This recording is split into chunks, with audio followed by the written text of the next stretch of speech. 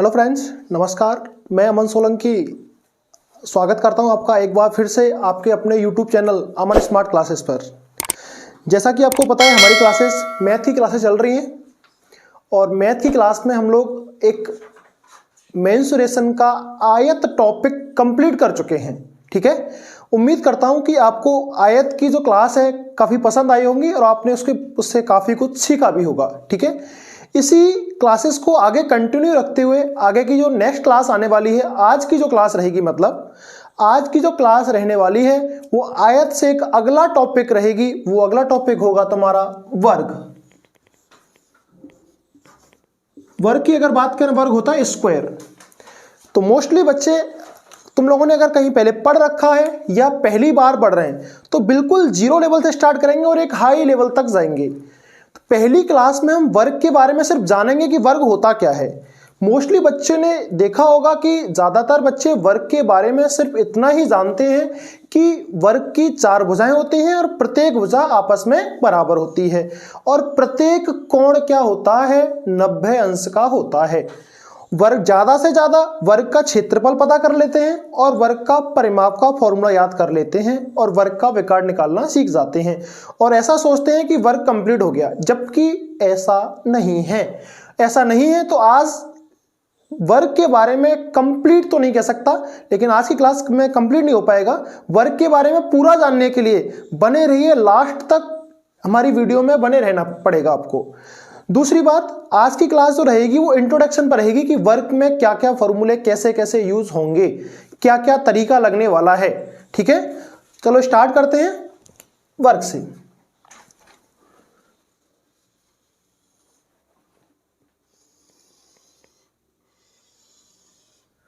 वर्ग स्टार्ट करने से पहले सबसे वही पुरानी बात कि वर्ग की जो सब बच्चे जानते हैं कि वर्ग की जो चारों भुजाएं होती हैं वो आपस में क्या होती हैं, बराबर होती हैं। ए बी सी और डी, मैंने इनको पॉइंट दे दिया, ए बी सी डी। ठीक है, और इसकी जो भुजा है ए बी, देखो बिल्कुल कंसेप्ट से पढ़ेंगे हम लोग, एक एक चीज को बिल्कुल क्लियर करेंगे। ए बी बराबर होगा BC के, BC बराबर होगा CD के और CD बराबर होगा AD के। ये चारों भुजाएं आपस में बराबर रहने वाली हैं। ठीक है, वर्ग के सभी कोणों का योगफल, सभी कोणों का योगफल कितना होता है, 360।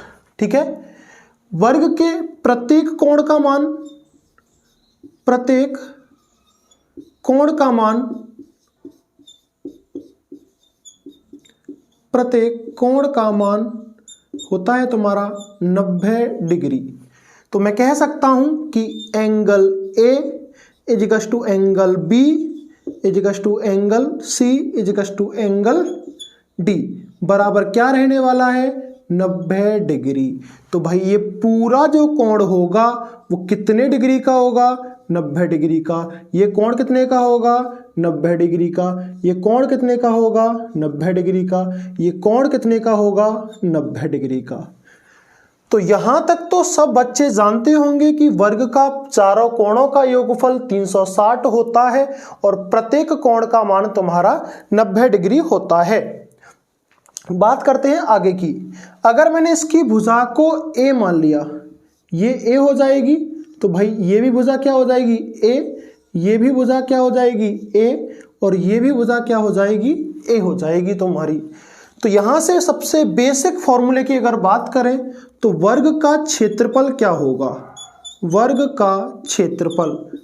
तो जैसा कि हमने आयत में पढ़ा था कि आयत का क्षेत्रफल क्या होता है, लंबाई गुणा चौड़ाई, ऐसे ही वर्ग का क्षेत्रफल होगा लंबाई गुणा चौड़ाई। तो क्या होगा, लंबाई भी ए है और चौड़ाई भी ए है, तो मैं कह सकता हूं ए स्क्वायर। ठीक है, और ए क्या होता है, या तो ए स्क्वायर बोलो या बोलो आप भुजा का स्क्वायर, भुजा स्क्वायर। उम्मीद करता हूं कि यहां तक आपको समझ आ गया होगा। कि वर्ग का क्षेत्रफल क्या होता है, भुजा का स्क्वायर। अगर मैं वर्ग के परिमाप की बात करूं तो वर्ग का परिमाप, मैंने आपको आयत में सिखाया था कि वर्ग का परिमाप कैसे निकाला जाता है, या फिर ये सिखाया था कि आयत का परिमाप कैसे निकाला जाता है। तो मैंने ये भी बताया था कि परिमाप का मतलब ही होता है कि सभी भुजाओं का योग। क्या होता है, सभी भुजाओं का योग। अगर इसकी सभी भुजाओं का योग मैं करता हूं तो यहां से यहां तक जो भुजा हो जाएगी वो ए, ये भी ए, ये भी ए और ये भी ए। तो वर्ग का परिमाप हो जाएगा A plus A plus A plus A equals to तुम्हारा हो जाएगा 4 इंटू ए। ठीक है, यहां तक सब बच्चे जानते हैं कि ये फॉर्मूले कैसे आते हैं। अब बात करते हैं वर्ग के विकर्ण की। विकर्ण की अगर बात करूं, विकर्ण होता है तुम्हारा डायगोनल, विकर्ण होता है डायगोनल और परिमाप होता है पेरीमीटर। तो डायगोनल क्या होता है, किसी भी आकृति के अंदर, चतुर्भुज के अंदर उसकी दो विपरीत बिंदुओं को अगर मिला दिया जाए तो जो भुजा मिलाती है उस भुजा को हम क्या कहते हैं, विकर्ण कहते हैं। देखना जरा, इस भुजा के इस पॉइंट के सामने यही तो पॉइंट है, विपरीत बिंदुओं को मिला दिया जाए तो जो भुजा होती है मिलाने वाली उसे हम क्या कहते हैं, विकर्ण कहते हैं। तो AC और BD, तो मैं यहाँ लिख दे रहा हूँ विकर्ण कौन कौन से हैं तुम्हारे, एक तो AC विकर्ण है और एक विकर्ण है तुम्हारा BD, ये दो विकर्ण हैं।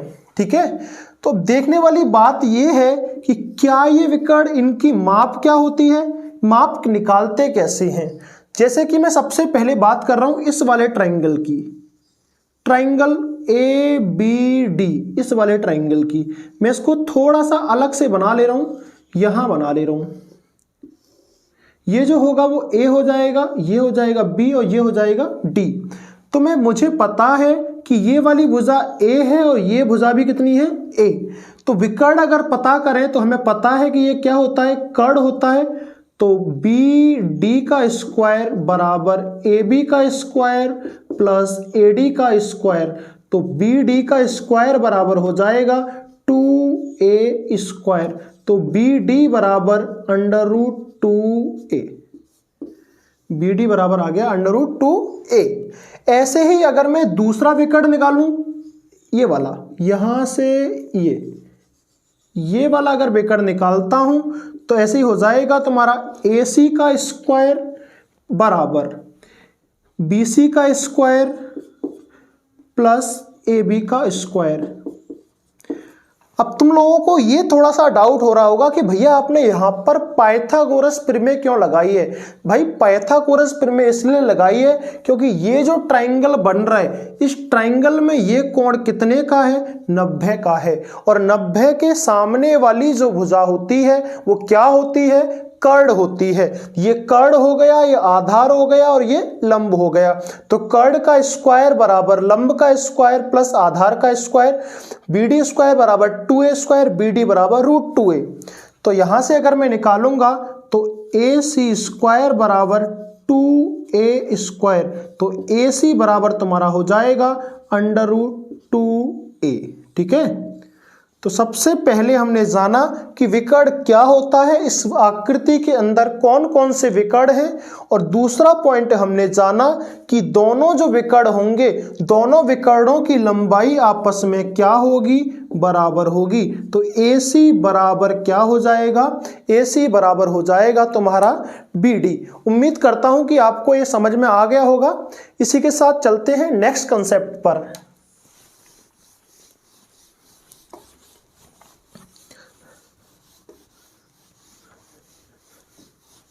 हम लोगों ने विकर्ण के बारे में सीख लिया, विकर्ण क्या होता है, बराबर होते हैं।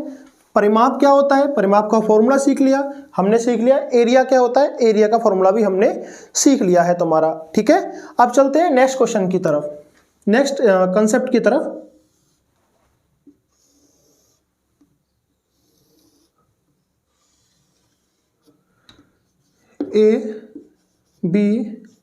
ABCD, ये विकर्ण है AC और ये विकर्ण है BD। हम जानते हैं कि विकर्ण त्रिभुज एबीसी की बात करता हूं। सबसे पहले मैं इस ट्रायंगल की बात कर रहा हूं, ये वाला जो ट्रायंगल है, इस ट्रायंगल में एक बात बताओ कि ये भुजा इस भुजा के बराबर है कि नहीं। ये भुजा इस भुजा के बराबर है, ये भी ए है, तो ये भी कितना हो जाएगा, ए हो जाएगा। तो एक बात बताओ कि ये पूरा कोण कितने का है मेरे भाई, ये पूरा कोण है 90 डिग्री का। कितने का है, 90 का। तो ये कोण, ये भुजा और ये भुजा आपस में बराबर है। तो त्रिभुज की एक प्रॉपर्टी होती है कि बराबर भुजाओं के सामने के कोण भी बराबर होते हैं। बराबर भुजाओं के सामने के कोण भी बराबर होते हैं। तो देखना, इसके सामने ये कोण और इसके सामने ये कोण, तो ये कोण और ये कोण भी आपस में क्या होंगे, बराबर होंगे। तो हम जानते हैं इस पूरे ट्रायंगल के कोणों का योगफल 180 होता है। ये 90, तो ये कितना हो जाएगा, 45। तो ये कितना हो जाएगा, 45 हो जाएगा। ठीक है। सेम प्रॉपर्टी अगर मैं इस वाले ट्रायंगल में लगाऊं, ACD में अगर मैं लगाऊंगा तो ये कोण कितने का हो जाएगा, 45 का, और ये कोण कितने का हो जाएगा, 45 का। क्योंकि भाई इसमें ये भुजा इस भुजा के आपस में बराबर है। तो इसके सामने ये वाला कोण और इसके सामने ये वाला कोण आपस में क्या होंगे, बराबर। तो ये कोण कितने का होगा, 90 का होगा। भाई पूरा कोण तो 90 का है ना। अगर मैं सेम प्रोसेस बात करता हूं इस वाले ट्रायंगल की, अब इसकी बात कर रहे हैं, इस वाले ट्रायंगल की। ठीक है। तो ये पूरा कोण कितने का है, 90 का। तो भाई ये कितने का हो जाएगा, 45 का। ये भी कितने का हो जाएगा, 45 का। तो भैया ये 45 का, तो ये भी कितने का होगा, 45 का। तो ये भी कितने का होगा, 45 का। थोड़ा सा टाइम लगेगा आपको ये पॉइंट सीखने में, लेकिन ये बहुत महत्वपूर्ण है। ये अगर ये समझ में नहीं आया तो आपके काफी सारे क्वेश्चन छूट सकते हैं सॉल्व करने से।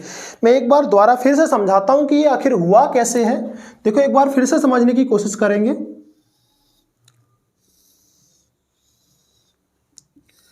ये तुम्हारा एक वर्ग है ABCD, ये वर्ग का विकर्ण है।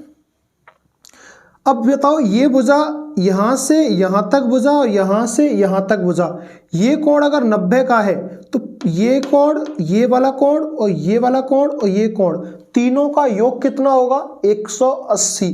और ये 90 हो गया। इसके सामने ये कोण, इसके सामने ये कोण, ये वाला और ये वाला दोनों आपस में क्या होने चाहिए, बराबर।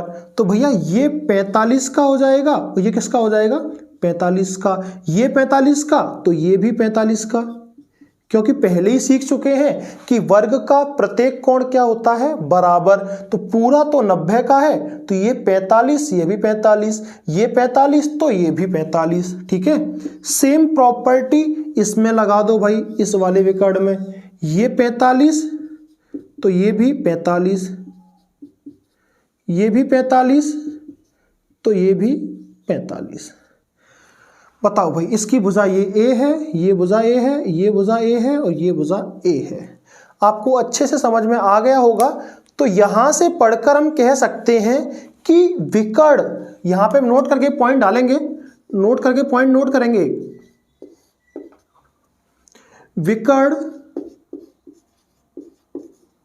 विकर्ण जो होते हैं तुम्हारे, विकर्ण जो होते हैं, विकर्ण शीर्ष कोणों को, विकर्ण शीर्ष कोणों को बाइसेक्ट करते हैं, समद्विभाजित करते हैं, समद्विभाजित करते हैं। जो डायगोनल होता है वो वर्टेक्स एंगल को बाइसेक्ट करता है। जो डायगोनल होता है वो वर्टेक्स एंगल को बाइसेक्ट करता है। और बाइसेक्ट करने का मतलब है कि ये जब भुजा, मान लो कोई भी कोण, ये है ऐसे करके तुम्हें दिया हुआ है, यहां से कोई भुजा जाएगी तो ये इस एंगल को बाइसेक्ट करेगी। बाइसेक्ट का मतलब है कि विभाजित करेगी दो भागों में, दो भागों में विभाजित करेगी। तो हम जानते हैं पूरा कोण तो 90 का है, तो ये भी 45 हो जाएगा और ये भी 45 हो जाएगा। तो मैं कह सकता हूं कि क्या विकर्ण के कोण शीर्ष कोणों को समद्विभाजित करते हैं, तो हां विकर्ण क्या करते हैं, समद्विभाजित करते हैं तुम्हारे। ठीक है, दूसरा पॉइंट में देखेंगे यहाँ पे, देखो इस पॉइंट को नाम दे दिया मैंने O, तो यहां से यहां तक ये वाला पॉइंट, ये वाला पॉइंट और ये पॉइंट, इस पूरे ट्रायंगल की बात करूं तो त्रिभुज के तीनों कोणों का योग, एक तो ये वाला, एक ये वाला और एक ये वाला, त्रिभुज के तीनों कोणों का योग कितना होता है, 180। क्या होता है, 180। तो ये वाला 45, ये 45, तो ये कितना हो जाएगा, 90। ठीक प्रोसेस में करेंगे, ये 45, ये 45, ये 90, तो ये कितना हो जाएगा, 90। ये 45, ये 45, तो ये कितना हो जाएगा, 90। ये 45, ये 45, तो ये कितना हो जाएगा, 90। भाई बहुत काम की चीज है ये। तो यहां पर मैं लिख सकता हूं एंगल AOB बराबर 90, एंगल BOC बराबर 90, एंगल COD बराबर 90, एंगल AOD बराबर 90। ये चारों कोण क्या होंगे, 90 होंगे। तो मैं यहां कह सकता हूं, नोट करके फिर से एक पॉइंट लिखेंगे, नोट करके फिर से एक पॉइंट लिखेंगे कि वर्ग के विकर्ण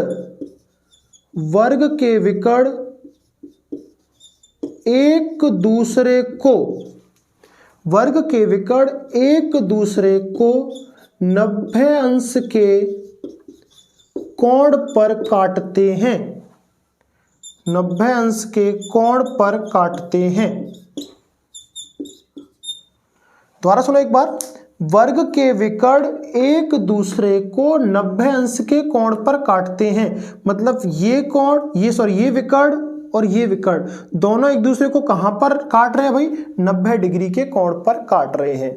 तो अभी वाले जस्ट हमने 2 मिनट में ये सीखा कि वर्ग के जो विकर्ण होते हैं वो शीर्ष कोणों को, वर्टेक्स एंगल को बाइसेक्ट करते हैं। और दूसरा पॉइंट हमने ये सीखा कि वर्ग के जो विकर्ण होते हैं वो एक दूसरे को कहां पर काटते हैं, 90 अंश के कोण पर काटते हैं। ठीक है, यहां तक समझ में आ गया होगा सबके। अब चलते हैं नेक्स्ट कंसेप्ट की तरफ। देखो नेक्स्ट कंसेप्ट में हम लोग सीखेंगे, अब यही सीख रहे हैं थोड़ा सा,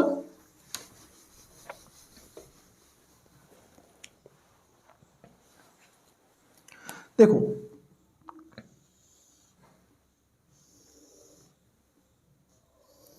मैंने फिर से एक वर्ग बना लिया है, वर्ग को मैंने नाम दे दिया है ABCD।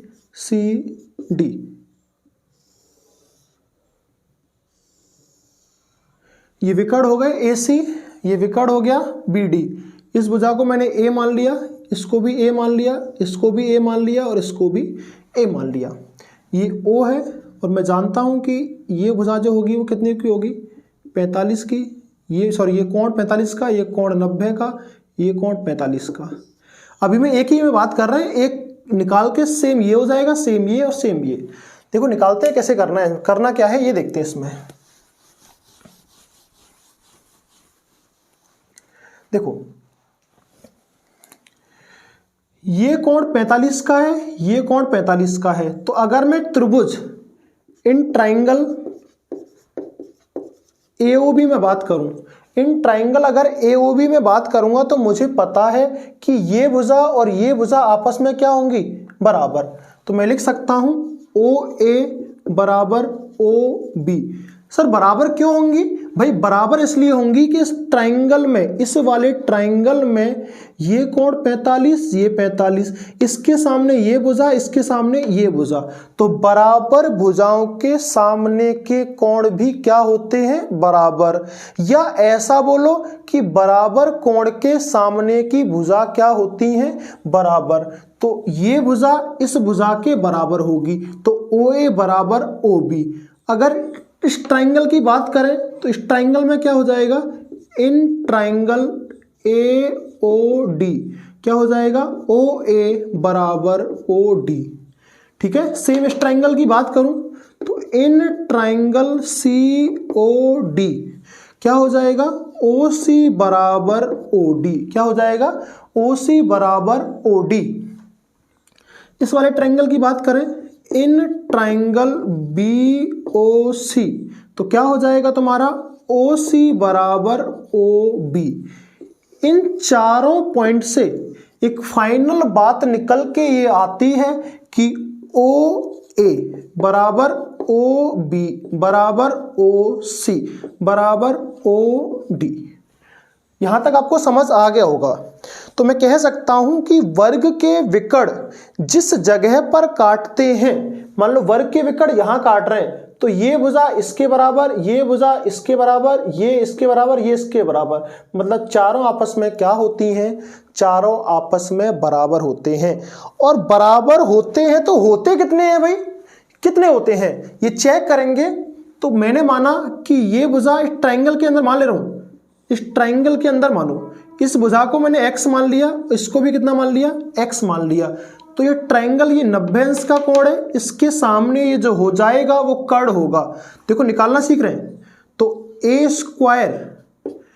स्क्वायर बराबर क्या हो जाएगा? X square plus x square. तो ए स्क्वायर बराबर 2x स्क्वायर।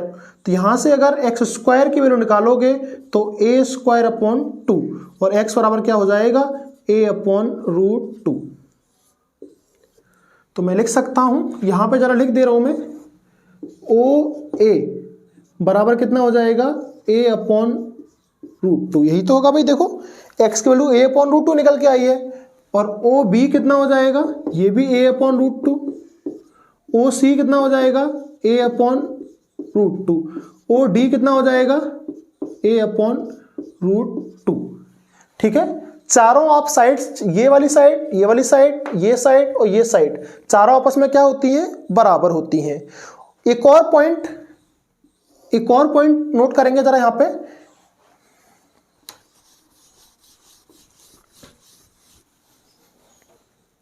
देखो एक पॉइंट और नोट करेंगे। हमें पता है कि ए से लेकर सी तक जो ए सी होगा, वो ए सी एक विकर्ण है। और विकर्ण निकालना मैंने अभी आपको लास्ट 5 मिनट पहले सिखाया था कि विकर्ण कैसे निकालते हैं। तो देखना, ए सी का स्क्वायर बराबर ए बी का स्क्वायर कितना है तुम्हारा? ए स्क्वायर प्लस बी सी का स्क्वायर कितना है? ए स्क्वायर। तो ए सी स्क्वायर बराबर 2a स्क्वायर। ए सी बराबर कितना हो जाएगा? Under root 2a। ठीक है, ए सी बराबर हो गया अंडर रूट 2a। तो ये जरा चेक करो कि यहां पे जब ये काट रहे हैं तो यहां से यहां तक की दूरी और यहां से यहां तक की दूरी दोनों आपस में बराबर होंगी, क्योंकि पहले ही बता चुका हूं कि चारों भुजाएं आपस में क्या होती हैं? बराबर होती हैं। तो मैं लिख सकता हूं कि ओ ए बराबर कितना होगा? ओ ए ये इस पूरी भुजा का आधा होगा, ए सी बट्टे 2, क्योंकि ये जो है इसके तो बराबर है। जैसे कि मैं मानूं यहां पर, मैं आपको देखो थोड़ा सा हिंट दे रहा हूं।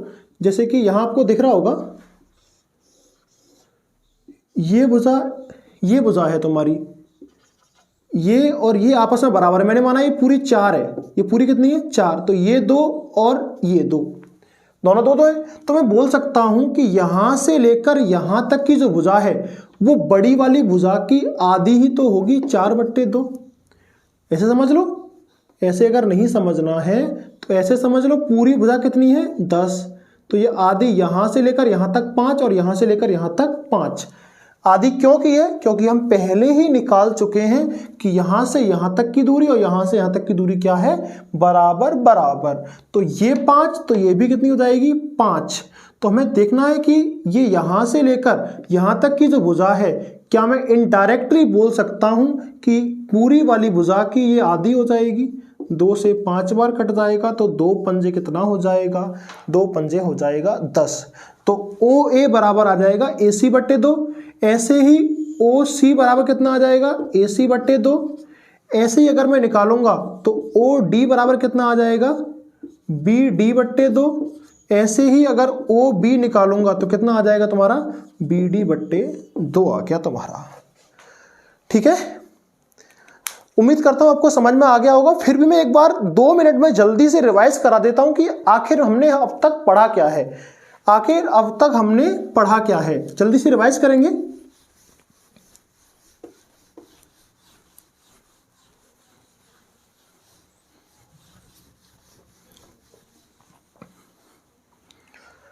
देखो जल्दी से बता दे रहा हूं कि क्या क्या पढ़ लिया है हमने अब तक।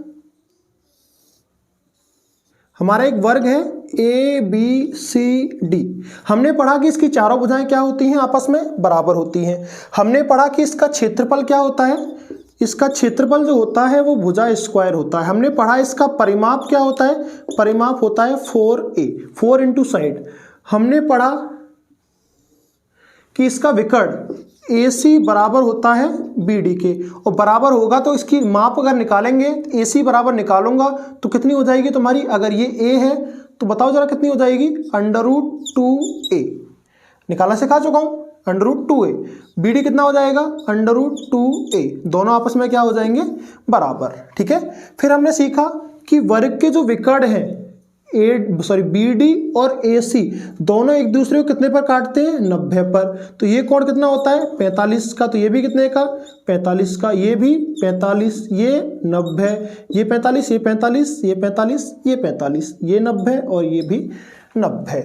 दूसरा एंड नेक्स्ट पॉइंट हमने सीखा कि OA बराबर होता है OC, बराबर होता है OD, बराबर होता है BO या OB, एक ही बात है। बराबर ये किसके बराबर होंगे, ये होंगे विकर्ण का आधा। जो भी विकर्ण रहा होगा हमारा उसका आधा। जैसे अगर विकर्ण बात करें तो विकर्ण हमारा वैल्यू निकल के कितना आता है, √2A, √2A अपॉन 2। ये इससे कट जाएगा तुम्हारा रूट बार, तो A अपॉन √2। तो इसकी वैल्यू भी कितनी हो जाएगी, A अपॉन √2। इसकी वैल्यू भी कितनी हो जाएगी, A अपॉन √2। इसकी वैल्यू भी कितनी हो जाएगी, A अपॉन √2। इसकी वैल्यू भी कितनी हो जाएगी, A अपॉन √2। यहां तक हमने इतना कुछ सीख लिया है। उम्मीद करता हूं कि आपको समझ में आ गया होगा। ठीक है। अब चलते हैं नेक्स्ट की ओर, नेक्स्ट कंसेप्ट की तरफ चलते हैं। ठीक है। थोड़ा सा एक पॉइंट यहां और सीख लेते हैं, एक छोटा सा पॉइंट और है क्या इसमें। देखो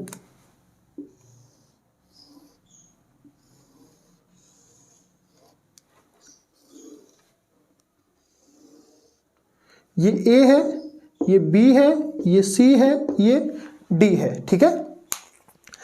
अब वर्ग के अंदर बनने वाले, वर्ग के अंदर बनने वाले उसके विकर्ण से जितने भी त्रिभुज बनते हैं वो सब आपस में समान होते हैं। क्या होते हैं, समान होते हैं और आपस में सर्वांगसम होते हैं, कॉन्ग्रुएंट्स होते हैं। मैं आपको जब ट्रायंगल पढ़ाऊंगा तो आप ट्रायंगल में सर्वांगसम होने की कंडीशन में बताऊंगा कि सर्वांगसम होते कैसे हैं। फिलहाल आप इतना याद कर लो कि ये कोण देखना, इस ट्रायंगल की बात करें, ये ट्रायंगल में ये कोण 90 का, ये कोण 45 का, ये कोण 45 का। तो ये कोण, अब इस ट्रायंगल की बात करूं तो ये कोण कितने का, 90 का, ये भी 45 का और ये भी कितने का, 45 का। ये कोण 90 का, तो ये कोण बताना बच्चे कितने का, 45। ये कोण कितने का बच्चे, 45। तो ये कितने का, 45। ये कितने का, 45। तो जरा इसके अंदर चेक करो कि कितने ट्रायंगल बन रहे हैं। तो आपका जवाब होगा भैया 4 ट्रायंगल बन रहे हैं। कितने बन रहे हैं, 4। तो 4 की जरा चेक करो, ये एंगल, ये एंगल, ये एंगल, इस ट्रायंगल के तीनों एंगल, इस ट्रायंगल के तीनों, इस ट्रायंगल के तीनों और इस ट्रायंगल के तीनों। भैया 4 ट्रायंगल बन रहे हैं। चारों ट्रायंगल के तीनों कोण आपस में क्या है, बराबर। क्या है, बराबर। और चारों ट्रायंगल की भुजा भी क्या है, आपस में बराबर। देखो ये भुजा इसके बराबर, ये भुजा इसके बराबर, ये इसके बराबर, ये इसके बराबर, इसके बराबर, इसके बराबर। तो तीनों, चारों ट्रायंगल की तीनों भुजाएं बराबर और तीनों कोण बराबर। तो मैं कह सकता हूं कि चारों त्रिभुजों का क्षेत्रफल आपस में क्या होगा, बराबर बराबर होगा। तो यहां से नेक्स्ट कंसेप्ट निकल के आता है कि त्रिभुज या ट्रायंगल AOB, क्षेत्रफल जो है ट्रायंगल का, एरिया जो हो जाएगा AOB बराबर होगा त्रिभुज BOC, बराबर होगा त्रिभुज COD, बराबर होगा त्रिभुज AOD के बराबर। ये कंसेप्ट निकल के आया यहां से। ठीक है। यहां से क्वेश्चन कैसे बनेगा कि आपको एक का एरिया दे देगा 5, तो इन दोनों का सम पूछ लेगा कि इन दोनों ट्रायंगल का एरिया क्या होगा। भाई आप जानते हैं कि ये भी 5 ये भी 5, तो दोनों का कितना हो जाएगा 10 हो जाएगा। ठीक है, अब चलते हैं नेक्स्ट कंसेप्ट की ओर। नेक्स्ट कंसेप्ट चलेंगे,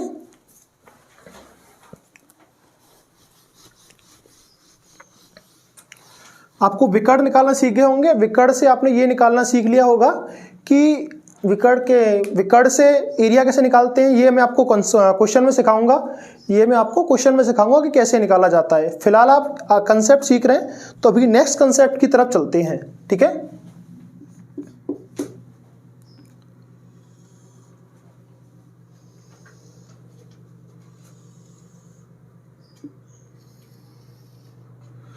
चलो नेक्स्ट कंसेप्ट पढ़ रहे हैं। ये तुम्हारा एक वर्ग है,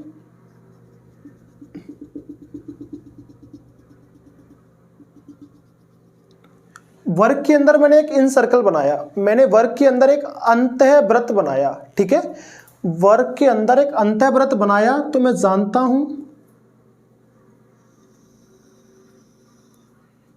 वर्ग को मैंने नाम दे दिया ABCD। अक्सर ये इस टाइप के क्वेश्चन बच्चों को बहुत ज़्यादा परेशान करते हैं, तो इसका फाइनली मैं सॉल्यूशन बता दे रहा हूँ कि ऐसे क्वेश्चन करते कैसे हैं। लास्ट तक देखना वीडियो को, बिल्कुल बहुत इंटरेस्टिंग चीज़ सीखने को मिलेगी आज तो। मैं देखो, अगर मैं बात करूं कि ये यहां से लेकर यहां तक जो पॉइंट होगा, मैं इसको नाम दे दे रहा हूं PQ। क्या नाम दे दे रहा हूं PQ। तो देखना जरा, PQ जो होगा वो क्या व्यास नहीं होगा? बताओ, PQ जो है तुम्हारा व्यास नहीं होगा क्या? हाँ भाई बिल्कुल व्यास होगा। और ये भुजा जो है इस व्यास के बराबर नहीं होगी क्या? तो मैंने इसको नाम दे दिया O। और OP बराबर क्या हो जाएगा? OP बराबर हो जाएगी तुम्हारी त्रिज्या, और बराबर क्या हो जाएगा OQ। OQ भी त्रिज्या है और OP भी त्रिज्या है। तो जब भी हम किसी वर्ग के अंदर एक सर्कल बनाते हैं, तो सर्कल जो है चारों भुजाओं को जो छूता है, वो चारों पॉइंट क्या होते हैं? उसके मध्य बिंदु होते हैं। क्या होते हैं? मध्य बिंदु होते हैं। तो यहां से जरा रेडियस निकालने की कोशिश करेंगे कि ये भुजा कितनी है पूरी। मैंने इसको A माना है। कितना माना है? A। तो ये भी कितनी हो जाएगी? A हो जाएगी। ये भी कितनी हो जाएगी? A। और ये भी कितनी हो जाएगी? A। तो ये A है, तो इसकी आधी कितनी हो जाएगी? A/2। तो इसकी भी भुजा ये आधी कितनी हो जाएगी? A/2। तो मैं कह सकता हूं कि त्रिज्या कितनी हो जाएगी? A/2। और A क्या है तुम्हारा? या फिर ऐसे लिख सकते हो भुजा/2। तो सबसे इंटरेस्टिंग बात मैं यहां लिख दे रहा हूं, नोट करके, सबको नोट करना है बिल्कुल। ये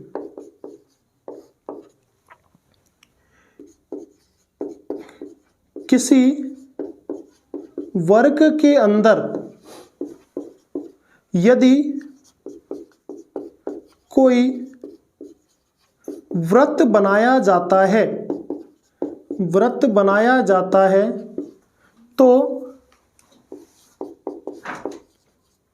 वृत्त का व्यास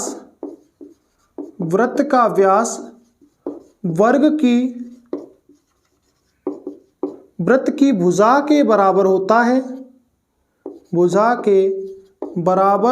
है, और वृत्त की त्रिज्या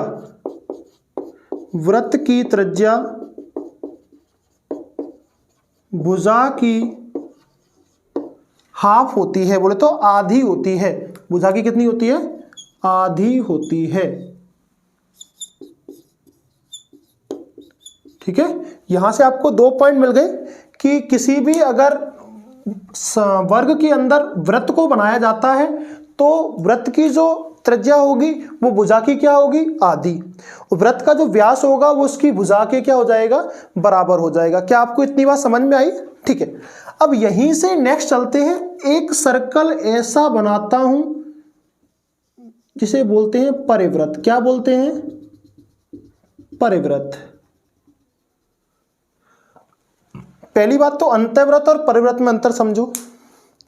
परिवृत्त जो होता है किसी आकृति के चारों तरफ बाहर की साइड बनाया जाता है और वह उसके बिंदुओं को बाहर से टच करता हुआ जाता है।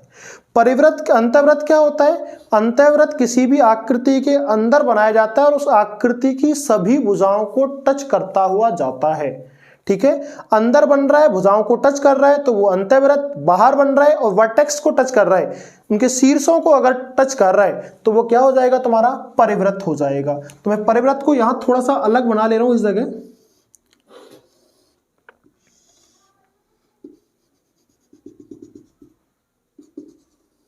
ये बना लिया मैंने, ये ए है, ये बी है, ये सी है, ये डी है। ठीक है, यहां से ये जो विकर्ण है ए सी, बताना जरा विकर्ण ए सी, विकर्ण ए सी क्या है?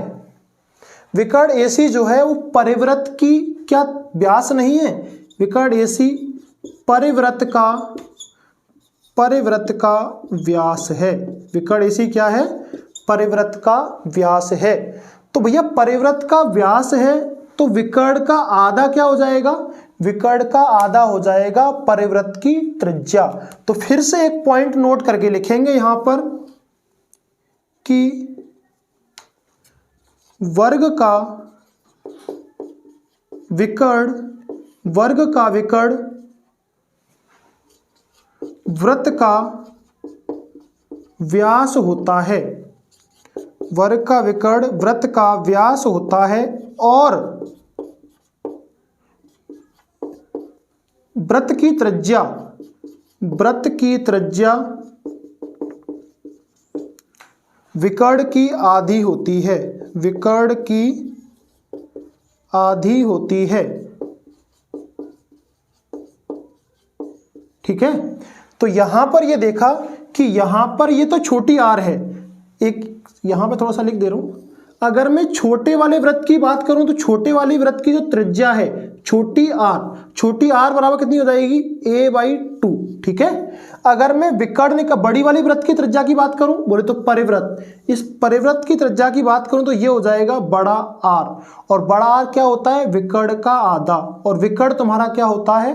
भुजा √2। तो भुजा है तुम्हारी a√2, इसका आधा बटे 2। ठीक है, तो यहां से एक बार मैं फिर इसको रफ कर रहा हूं, फिर आपको समझा रहा हूं एक बार फिर से।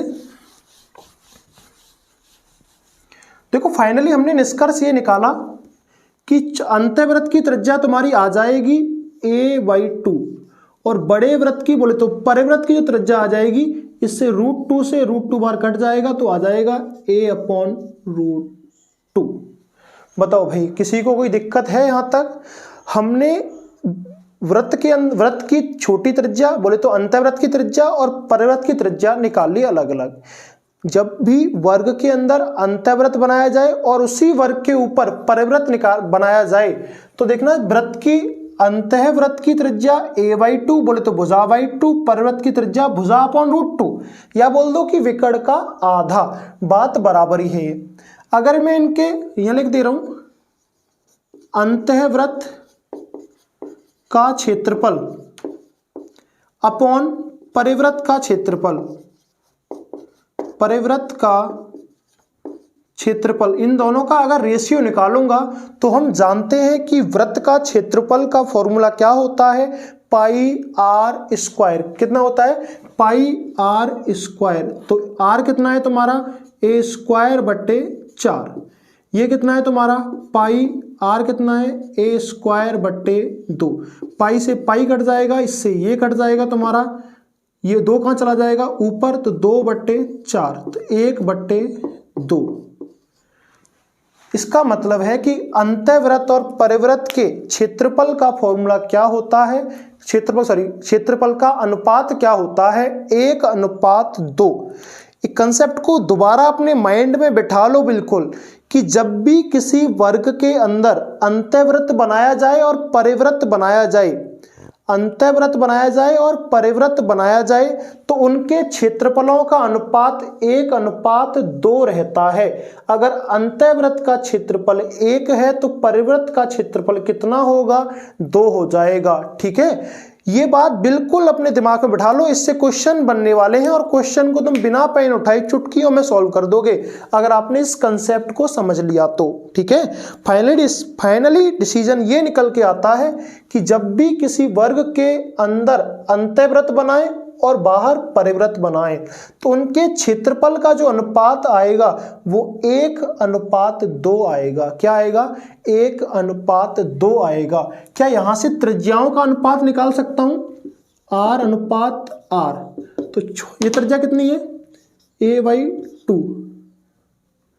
ये a/2 अनुपात a/√2। इससे ये कट जाएगा। तो दोनों तरफ अगर मैं √2 का मल्टीप्लाई करता हूं, दोनों तरफ अगर मैं 2 का मल्टीप्लाई करता हूं, 2 का मल्टीप्लाई करूंगा तो यहां कितना हो जाएगा? 1। इसका मल्टीप्लाई करूंगा तो यहां 2 का मल्टीप्लाई करूंगा तो कितना हो जाएगा? √2। तो त्रिज्याओं का अनुपात कितना आ गया? 1:√2। ठीक है, उम्मीद करता हूं आपको ये कंसेप्ट बिल्कुल समझ में आ गया होगा। नहीं आया हो तो एक बार वीडियो को 2 मिनट पीछे बैक करके जरूर देख लेना, क्योंकि अगर ये कंसेप्ट समझ में नहीं आया तो फिर आपको आगे प्रॉब्लम होने वाली है। इसी के बेस पे आगे और कई सारे क्वेश्चंस हैं। अब चलते हैं नेक्स्ट कंसेप्ट की ओर। नेक्स्ट कंसेप्ट क्या रहने वाला है हमारा, देखो जरा एक बार ध्यान से।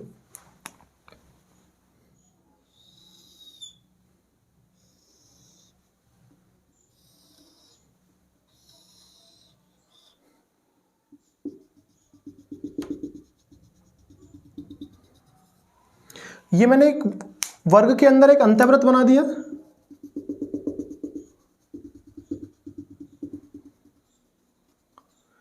एक परिवृत्त बना दिया। इसके अंदर मैंने एक और वर्ग बना दिया,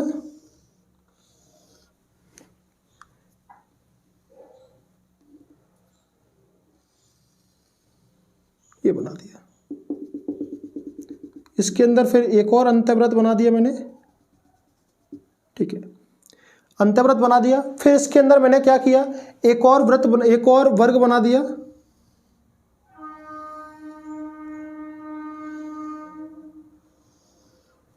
ठीक है, इसके अंदर फिर मैंने क्या किया? इसके अंदर एक और मैंने वृत्त बना दिया। ठीक है, अगर हम चाहें तो इसके अंदर एक और वर्ग बना सकते हैं।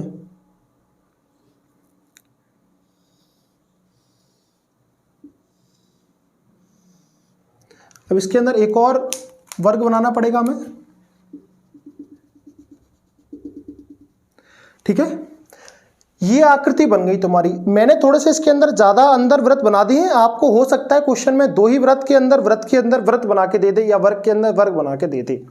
देखो, पहले मैं इस वृत्त को नाम देता हूं वृत्त 1। यहां लिख दे रहा हूं मैं वृत्त 1। ये वृत्त 2 अनुपात वृत्त 2 अनुपात, इस वाले वृत्त को नाम दे दिया मैंने 3 वृत्त 3।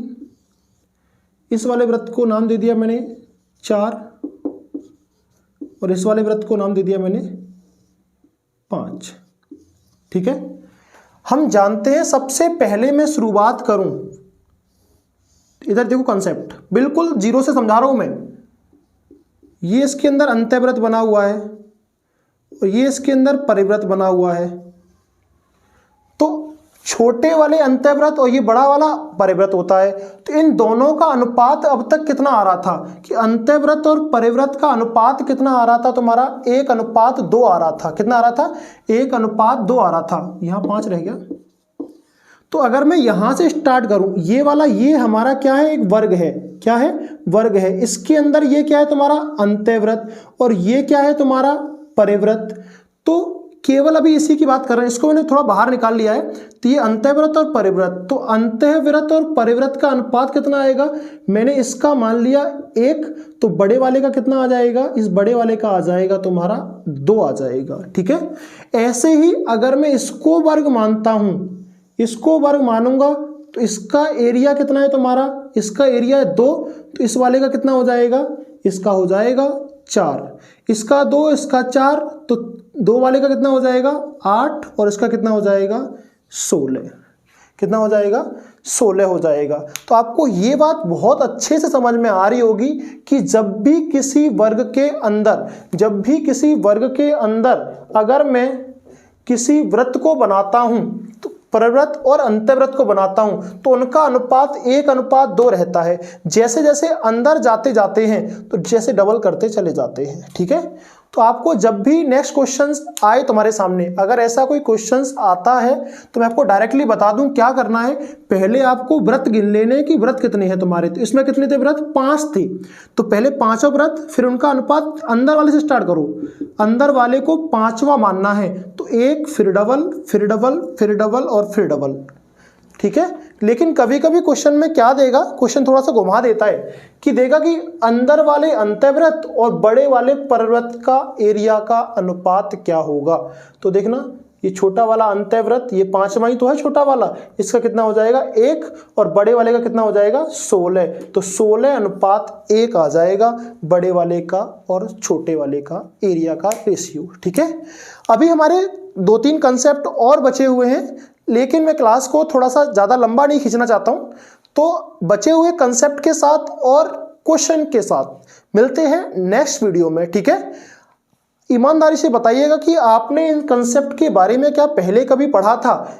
हो सकता है आपने पहले पढ़ रखा होगा, लेकिन मोस्टली बच्चों ने इन कंसेप्ट के बारे में पहले नहीं पढ़ा होगा। तो आपको अगर हमारा कंटेंट या हमारा कंसेप्ट अगर पसंद आया हो तो इस वीडियो को ज़्यादा से ज़्यादा लोगों तक पहुंचाएं। इस वीडियो को लाइक करें, सब्सक्राइब करें। ये वाला जो कंटेंट है मैंने लास्ट में सिखाया है, ये बहुत ही कम बच्चों को पता होता है। ठीक है, इसलिए कोशिश करें कि इस वीडियो को ज़्यादा से ज़्यादा लोगों तक पहुंचाएं। जैसा कि अब तक तुम लोगों ने हमारे ऊपर या हमारा ऊपर जो प्यार दिखाया है, या हम लोगों का जो इनडायरेक्टली सहयोग किया है, वो सहयोग वाकई ही काबिल तारीफ है। मैं उसका आपके लिए दिल से आभारी हूँ। आपको बहुत बहुत हार्दिक अभिनंदन करता हूं अपने YouTube चैनल अमन स्मार्ट क्लासेस पर। ठीक है, तो मिलते हैं नेक्स्ट वीडियो में, नेक्स्ट कंसेप्ट में मिलेंगे। तुम्हें कुछ कंसेप्ट मिलेंगे देखने को, और कुछ तुम्हें क्वेश्चंस भी देखने को मिल जाएंगे। ठीक है, नमस्कार।